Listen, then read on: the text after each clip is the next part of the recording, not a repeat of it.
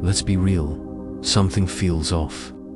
Prices keep rising, interest rates are sky high, and every time you check the news, there's talk of tariffs, global tensions, and recession fears. You're not imagining it. We're in the middle of a shift, and it's going to be painful. Right now, the global economy is in a weird place.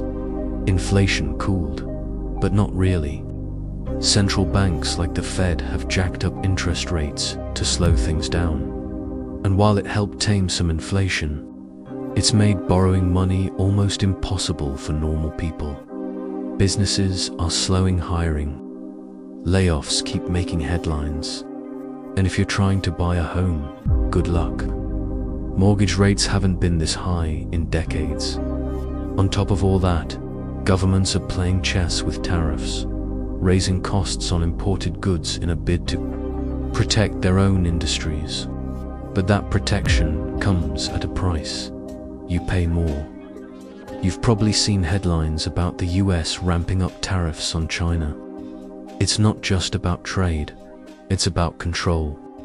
The US and its allies are trying to bring manufacturing back home, reduce reliance on global supply chains, and protect strategic tech like semiconductors and electric vehicles. In theory, it sounds good, but here's the twist. It takes time. You can't rebuild factories and retrain workforces overnight. So, while leaders fight over long-term strategy, short-term pain trickles down to, you guessed it, us. If you're in your 20s or early 30s, you've already been hit hard. College, interrupted by lockdowns, first jobs, wiped out by COVID, savings, gone to rent and groceries, trying to start a family or buy a house. Not happening with a 7% interest rate. We're the generation that entered the economy during a once-in-a pandemic, and now we're navigating its aftermath. Wages aren't keeping up. Rent's eating half our income. And the older generation says, just stop buying avocado toast. As if that's the reason we can't afford homes. This isn't just inflation, it's generational fatigue. And it's real. Over the next year or two, the squeeze will tighten. Companies will cut back. Consumer demand will slow. Governments will clash over trade and technology. And interest rates. They'll stay high until inflation is fully under control. And that might not be until late 2025. It's not all doom and gloom, but we're entering what economists call a structural adjustment. It's like physical therapy for a broken economy. It's painful, it's slow, and you don't see results right away. Young people, again, will bear the brunt. Side gigs, multiple jobs, and burnout are becoming default. Mental health, don't even get me started. But here's where the tide turns.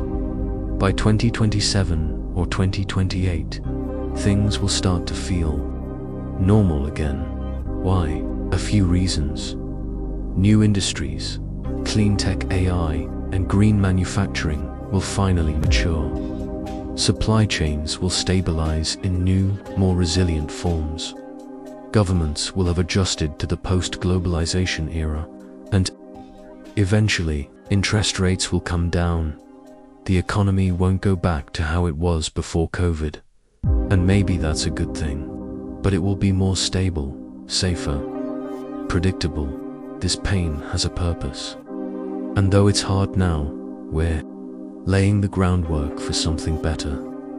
So what can you do? Stay informed. Keep your expenses lean. Invest in yourself, in your skills, your mental health, your network. Prepare for the long haul, not the quick win, because the next year or two, it's going to test us. But by 2027, when things begin to level out, you'll be glad you stayed in the game. We're not just surviving, we're setting the stage for a smarter, more resilient economy. And when the dust settles, we'll be ready. Hang in there. Better days are coming.